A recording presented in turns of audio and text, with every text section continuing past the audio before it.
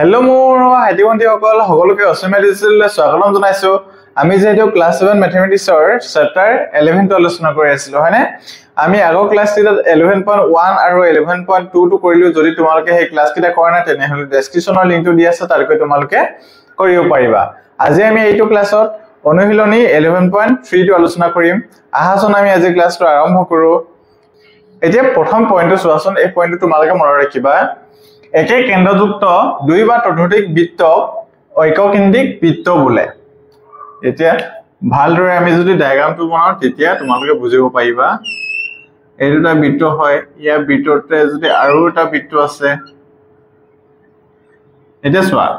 এই দুইটাৰ বৃত্তৰ কেন্দ্ৰ এটাই বুজি পাছানে গতিকে একে কেন্দ্ৰযুক্ত দুই বা ততোধিক বৃত্তক ঐককেন্দ্ৰিক বৃত্ত বোলে এই বৃত্ত দুটাক আমি কি বুলি কম ঐককেন্দ্ৰিক বৃত্ত দুই বা ততোধিক ইয়াতকৈ বেছিও বৃত্ত থাকিব পাৰে যত হিয়ৰৰ কেন্দ্ৰটো কি হ'ব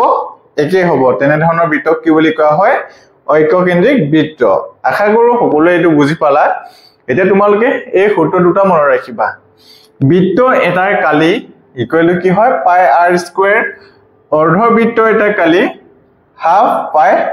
r স্কয়াৰ একৰা মনত ৰাখি লবা এতিয়া আমি অনুশীলনী 11.3 টো কৰো আহাচোন শুদ্ধ উত্তৰটো লিখা বুলি কৈছে ইয়াত মই তোমালোকক অপচন কিটা দিয়া নাই মই অংকটো ডাইৰেক্ট কৰি যাম এতিয়া চোৱাচোন দিয়া আছে লিখিবা দিয়া আছে ব্যাখ্যাটো দিয়া আছে দিয়া আছে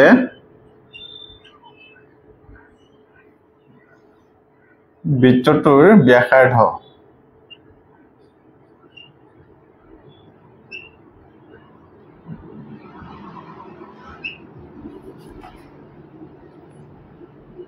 r equal to 10.5 centimeter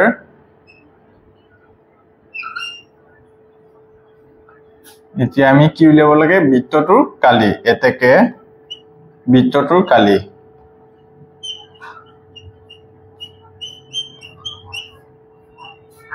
আমি বৃত্তৰ কালি সূত্ৰটো কি পাইছিলো পাই r স্কয়াৰ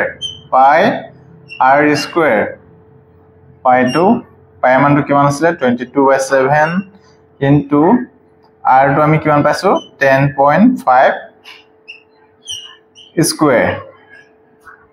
22/7 into 10.5 into 10.5 এতিয়া আমি 7 ৰে ইয়াক কাটিব পাৰো তেতিয়া কেবাৰ যাব 1.5 এতিয়া আমি এই গুটিকেইটা পূৰণ কৰি দিম 22 into 10.5 into 1.5 এই গুটিকেইটা যদি পূৰণ কৰো তেতিয়া কিমান পাম 346.5 বৰ্গ সেন্টিমিটাৰ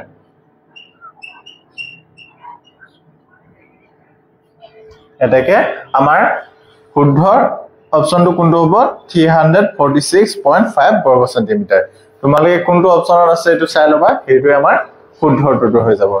এটা তোমালোকে এটো কৰি লবা তাৰ পিছত আমি নেক্সট 2 নম্বৰটো কৰিম এটা 2 নম্বৰ কোৱেশ্চনটো কি দি আছে চোৱাচোন বৃত্তাকৃতি কাগজ এখনৰ কালি 616 বৰ্গ সেন্টিমিটাৰ হলে কাগজখনৰ ব্যাসাৰ্ধ হ'ব বুলি কৈছে আৰু বৃত্তাকাৰ কাগজ এখনৰ কালিটো দি আছে কিমান দি আছে 616 বৰ্গ সেন্টিমিটাৰ হলে কাগজখনৰ কি উলিয়াব লাগে আমি ব্যাসাৰ্ধ উলিয়াব লাগে এটা তোমালোকে লিখিবা দিয়া আছে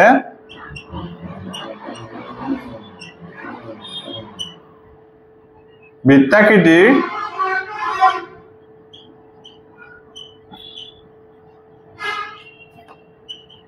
কাগজ এখনৰ কালি ইকুৱেল কিমান দি আছে 616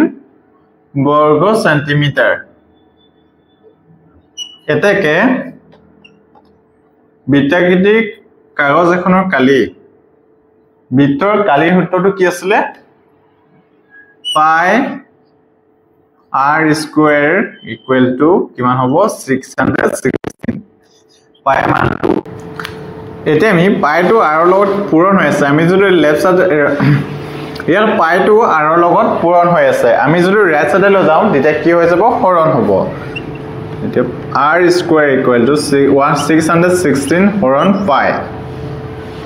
r square equal to 616 পাই মানটো কিমান আছিল 22/7 r square equal to 616 into 7/22 इते আমি 22 আৰু 616 ক 2 কাটিব পাৰো এক যাব 11 বাৰ আৰু 616 ক যাব 308 বাৰ এতে আমি আকৌ 11 এ 308 ক কাটিব পাৰো 308 ক কেবা যাব 28 বাৰ r equal to 28 into 7 r square equal to 28 আৰু 7 যদি পূৰণ কৰো তেতিয়া আমি কিমান পাম 96 r square equal to 14 square লিখিব পাৰো 14 দুটা যদি পূৰণ কৰো তেতিয়া কিমান পাম আমি 196 গতিকে আমি 14 স্কয়াৰ লিখিব পাৰো এতিয়া আমি স্কয়াৰ স্কয়াৰ কাটি দিব পাৰো এটাকে r equal কিমান হ'ব 14 সেন্টিমিটাৰ এটাকে আমি কাগজখনৰ ব্যাসাৰ্ধটো উলিয়াই দেখালো কিমান পালো 14 সেন্টিমিটার এ তোমালোকে এতিয়া শুদ্ধটো লিখি লবা কোনটো অপচনত আছে এতিয়া 2 নম্বৰ কোৱেশ্চনটো কি দিয়া আছে চোৱাচোন তলত দিয়া ব্যাসাৰ্ধ ব্যৱহাৰ কৰি বৃত্তবোৰ অঙ্কন কৰি কালি নিৰ্ণয় কৰা বুলি কৈছে ইয়াত ব্যাসাৰ্ধ দিয়া আছে ব্যাসাৰ্ধ ব্যৱহাৰ কৰি বৃত্তবোৰ অঙ্কন কৰি কি কৰিব দিছে কালি উলিয়াব কৈছে এটা 5 cm আমাৰ ব্যাসাৰ্ধ দিয়া আছে তোমালোকে স্কেলত জুখি লবা তোমালোকে স্কেলত 5 cm এনেদৰে জুখি লবা 5 cm যদি হয় এনেদৰে স্কেলত এনেকৈ অঙ্কন কৰিবা তাৰ পিছত এটো তাৰ পিছত কম্পাসৰে কাট পেন্সিল লগাই ইয়াত কম্পাসৰে এনেদৰে কৰি মিলি তোমালোকে এটো লগাই দিবা তোমালোকে এনেদৰে অঙ্কন কৰিবা মুজি হেতু ইয়াত আকিবৰ কাৰণে মেজাৰ কৰি আকিবৰ কাৰণে প্ৰবলেম হ'ব গটিকে তোমালোকে এটো ভাল ৰাখি লবা একেবাৰে সহজ হয় আশা কৰো সকলোৱে পাৰিবা প্ৰথমে স্কেলেৰে এডাল 5 cm ব্যাসাৰ্ধ আকি লবা আৰু এই যেটো কেন্দ্ৰ আছে কেন্দ্ৰটোত ইয়াত কম্পাসটো ৰাখিবা আৰু এনেদৰে ৰাউন্ড কৰিবা প্ৰথমটো আৰু নেক্সট এটো স্কেলে 4.6 এডাল আৰু নেক্সট টু 4.6 cm এডাল ব্যাসাৰ্ধ আকি লবা আৰু কেন্দ্ৰৰ পৰা এনেদৰে কম্পাসৰে জুখি মিলি তোমালোকে ৰাউন্ড কৰি দিবা আশা কৰো সকলোৱে নিশ্চয় পাৰিবা এতিয়া আমি কি কৰো কালি উলিয়াও হয়নে এতিয়া আমাক যেহেতু কালি উলিয়াব কৈছে গটিকে আমি বৃত্তটো কালি উলিয়াও বৃত্তটোৰ কালি ফটোটো কি আছিল পাই r স্কয়াৰ 22/7 পাই মানটো আৰু r টো কিমান দি আছে 5 square 22/7 into 5 equal to 22/7 into 5 square কিমান হ'ব 25 এতিয়া আমি 22 যদি আমি 7 এ হৰণ কৰো তেতিয়া আমি এপ্ৰক্সিমেট মানটো কিমান লওঁ পাই 3.14 into 25 এতিয়া আমি 3.14 যদি 25 ৰে পূৰণ কৰো তেতিয়া কিমান পাম 78.5 বৰ্গ সেন্টিমিটাৰ এটা নেক্সট 2 নম্বৰটো আমি উলিয়াম বৃত্তটোৰ কালি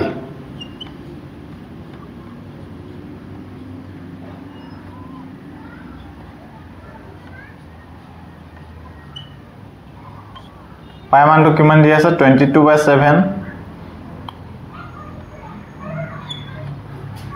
into r square আমাৰ ইয়াত ব্যাসাৰ্ধটো কিমান দি আছে 4.6 square equal to 22/7 into 4.6 into 4.6 এটো আমি 22 যদি 7 আমি 22/7 ৰ দশমিক মানটো লব পাৰো কিমান হ'ব 3.14 into 4.6 into 4.6 equal to কিমান হৈ যাব 66.5028 বর্গ সেন্টিমিটার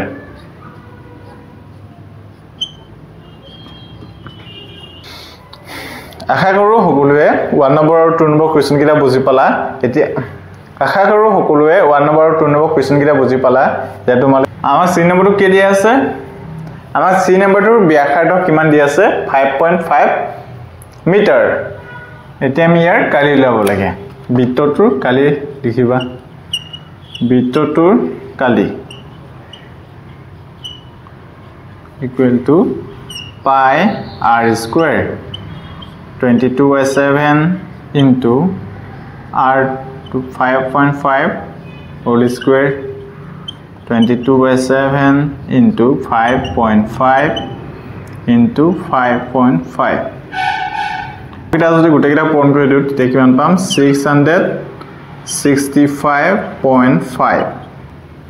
ইয়াক যদি আমি আকৌ 7 এৰ যদি হৰণ কৰো তেতিয়া কিমান পাম 95.0714 এনেদৰে গৈ থাকিব গতিকে তুমি এপ্ৰক্সিমেট লিখিব পাৰিবা যে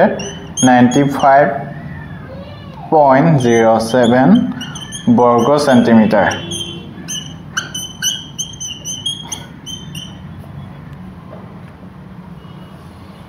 এতিয়া তোমালোকে এইটো কৰি লবা তাৰ পিছত আমি নেক্সট 3 নম্বৰ কোৱেশ্চন কিটা কৰিম এতিয়া 3 নম্বৰ কোৱেশ্চনটো কি দিয়া আছে চোৱাচোন তলৰ বৃত্তবোৰৰ কালি দিয়া আছে ব্যাসাৰ্ধ আৰু ব্যাস নিৰ্ণয় কৰা বুলি কৈছে আমাক ইয়াত বৃত্তটোৰ কালি দিয়া আছে আমাক কি উলিয়াব লাগে ব্যাসাৰ্ধ আৰু ব্যাস নিৰ্ণয় কৰিব লাগে এতিয়া আহাচোন অংকটো কৰো লিখিবা যে তোমালোকে দিয়া আছে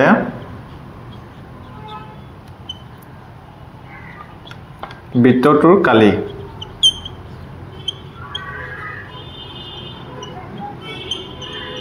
কিমান দিয়া আছে বৃত্তটো কালি 154 বর্গ সেন্টিমিটার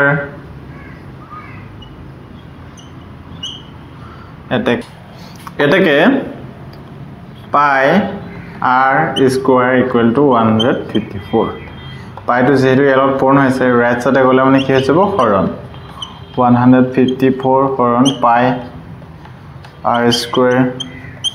154 পাই মানে কিমান আছে 22/7 r square equal to 154 এটো যদি উপৰলৈ যাও তেতিয়া কি হ'ব 7 টো ওপৰ যাবগে আৰু 22 টো তলত আহি যাব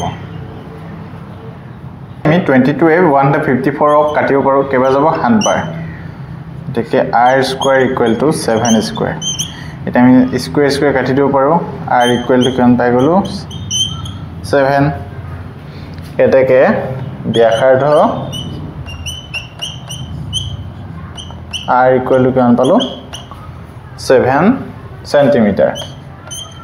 আৰু এতিয়া আমাক কি ল'ব লাগে ব্যাস ব্যাস ওলোৱা সূত্ৰটো আছিল ব্যাস equal to 2r 2 into r টো কিমান পাইছো 7 equal 100 গুণ 14 কিমান হৈ যাব 14 সেন্টিমিটার একেবাৰে সহজ কোৱেশ্চন আছিল এটা তোমালোকে এ নম্বৰটো কৰি লোৱা তাৰ পিছত আমি বি নম্বৰ কোৱেশ্চনটো কৰিম বি নম্বৰটো কিমান দি আছে 550/7 বৰ্গ সেন্টিমিটাৰ তে বৃত্তটোৰ কালি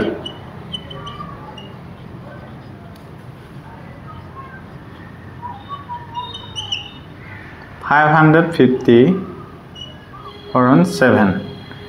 তে বৃত্তটোৰ কালি সূত্ৰটো কি আছিল পাই r square equal to 550 হৰণ 7 r square equal to 550 হৰণ 7 by pi r square equal to 550 হৰণ 7 pi মানটো কিমান আছে 22/7 r square equal to 550 হৰণ 7 into 7/22 এটা আমি 7 কাটি দিব পাৰো আমি 11 এ 22 কাটিব পাৰো কেবা যাব দুবাৰ আৰু 550 11 এ যাব 50 বাৰ আকৌ আমি 2 ৰে কাটিব পাৰো 50 কেবা যাব 25 বাৰ এতিয়া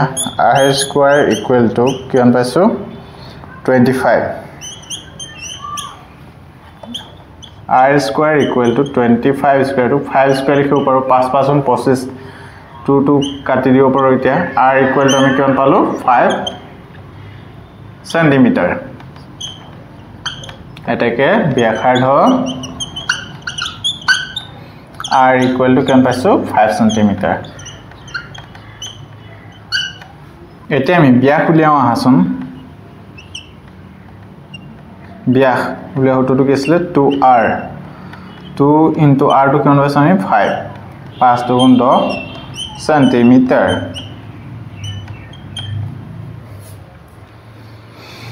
এতিয়া আমি ব্যাসাৰ্ধটো কিমান পালো 5 সেন্টিমিটাৰ আৰু ব্যাসটো কিমান পালো 10 সেন্টিমিটাৰ এইকেইটা উলিয়াব দিছিলে আমাৰ 3 নম্বৰ কোৱেশ্চন কিটা আমাৰ 3 নম্বৰ কোৱেশ্চন দুটাই আছিল হয়নে গটিকে তোমালোকে এটো কৰি লোৱা তাৰ পিছত আমি নেক্সট 4 নম্বৰ কোৱেশ্চনটো কৰিম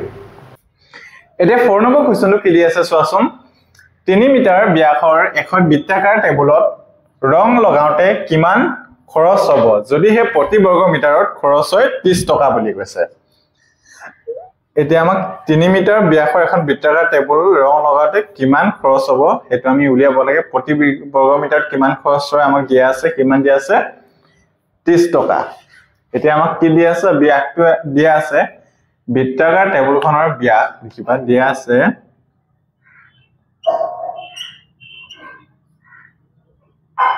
বৃত্তাকাৰ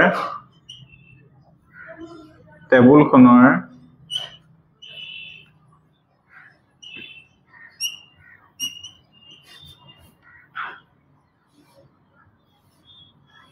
ব্যাস equal to কিমান দিয়া আছে 3 মিটাৰ এতিয়া আমি বৃত্তাকাৰ টেবুলখনৰ কালি উলিয়াই ল'ব লাগিব বুজি পাছানে বৃত্তাকাৰ টেবুলখনৰ এতিয়া আমি বৃত্তাকাৰ টেবুলখনৰ কালি ইয়াৰ আমাক যেহেতু কি দিয়া আছে ব্যাসটো দিয়া আছে 3 মিটাৰ যেতিয়া আমাক ব্যাস দিয়া থাকিব তোমালোকে যদি বৃত্তৰ কালি উলিওৱা তেতিয়া কি লিখিবা 1/4 into pi into d square ইয়াত আমাক পাই মানটো কিমান ল'ব দিছে 3.14 1/4 into 3.14 into d2 কিমান পাইছো আমি 3 square 1/4 into 3.14 into 3 square কিমান হ'ব 9 এতিয়া আমি 9 ক যদি 4 এ হৰণ কৰো তেতিয়া কিমান পাম এটো আমি লিখিছো 3.14 into 9 ক যদি 4 এ হৰণ কৰো 2.25 এটো আমি পাম এতিয়া আমি কি কৰিম এইকিটা পূৰণ কৰি দিম এটো আমি পূৰণ কৰিলে কিমান পাম 7.065 বৰ্গ সেন্টিমিটাৰ এটাকে আমি বৃত্তাকাৰ টেবুলখনৰ কালিটো কিমান পালো 7.065 বৰ্গ সেন্টিমিটাৰ এতিয়া আমি কি উলিয়াব লাগে বৃত্তাকাৰ টেবুলখনৰ ৰং লগাতে কিমান টকা খৰচ হ'ব বুজি পাছানে এতিয়া আমি প্ৰথমে লিখিম যে প্ৰতি বৰ্গ মিটাৰত খৰচ হয়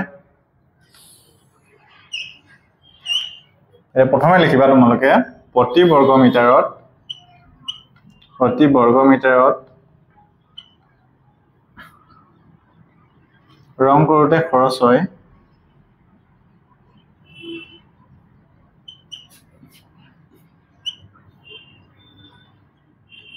কিমান টকা 30 টকা 7.065 বৰ্গ মিটাৰত ৰং কৰোতে খৰচ হয় 30 into 7.065 equal to কিমান হ'ব 211.95 টকা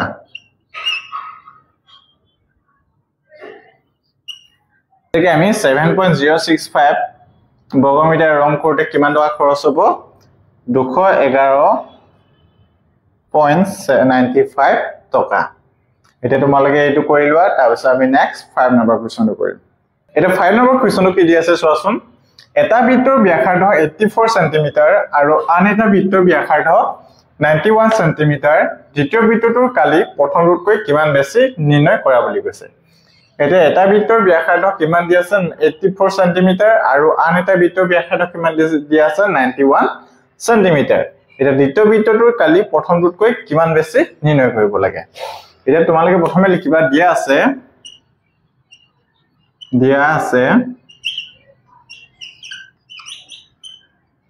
প্ৰথম বৃত্তটোৰ ব্যাসাৰ্ধ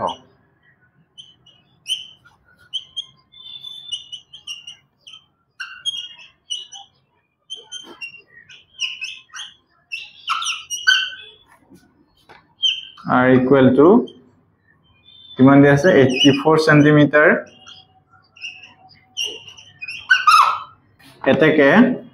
বৃত্তটোৰ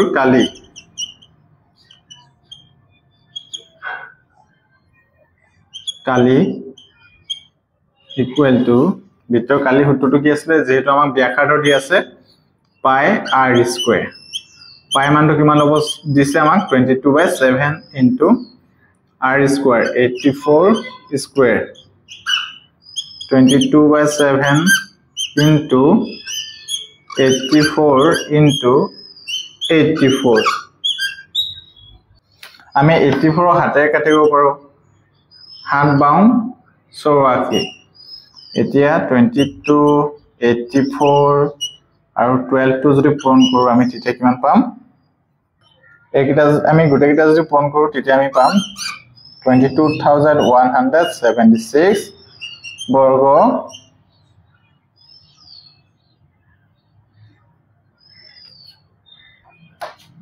সেন্টিমিটাৰ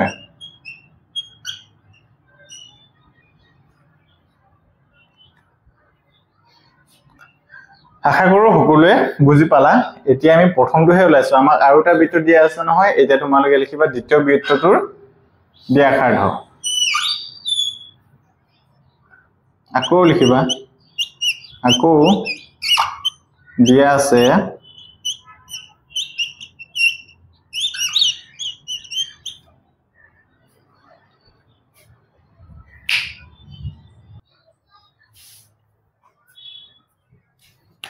দ্বিতীয় বৃত্তটোৰ ব্যাসাৰ্ধ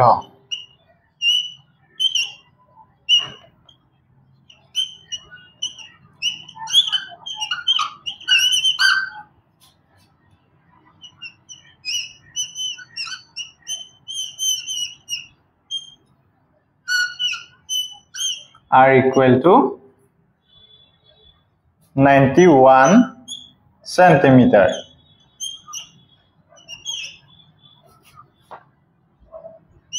এটাকে বৃত্তটোৰ কালি বুলি লিখিবা ইকুৱেল টু কিমান হ'ব পাই r স্কয়াৰ পাই মানটো কিমান হ'ব দিছে 22/7 into 91 square 22/7 into 91 into 91 91 এতিয়া আমি 22 into 91 into 13 যদি পূৰণ কৰো আমি কিমান পাম ইকুৱেল টু 26 বৰ্গ সেন্টিমিটাৰ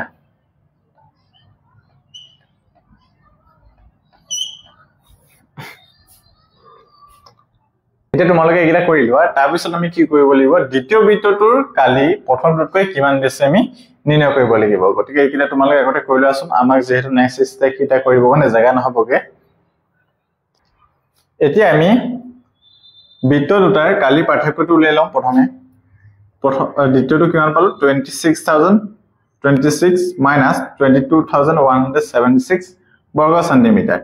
এতিয়া আমি ইয়াৰ পৰা যদি এটো মাইনাস কৰো তেতিয়া কিমান পাম 3,850 বৰ্গ সেন্টিমিটাৰ এটাকে আমি দ্বিতীয় বৃত্তটোৰ কালি প্ৰথমটোতকৈ 3,850 বৰ্গ সেন্টিমিটাৰ বেছি হয় এটা তোমালোকে এটো লিখি লোৱা আজি ক্লাসটো আমি মনটা সামৰণি মাৰিছো আজি আমি যিমানবিলাক কোৱেশ্চন আলোচনা কৰিলো তাত যদি তোমালোকৰ যিকোনো কনফিউজন থাকে তেনে হলে কমেন্টত জনাবা মই নেক্সট ভিডিও তোমালোকৰ সেই প্ৰবলেমবিলাক সলভ কৰিবলৈ চেষ্টা কৰিম আৰু তোমালোকে যদি ভিডিওটো ভাল পালা তেনেহলে লাইক কমেন্ট শ্বেয়াৰ আৰু সাবস্ক্ৰাইব কৰিবলৈ নাপাহৰিবা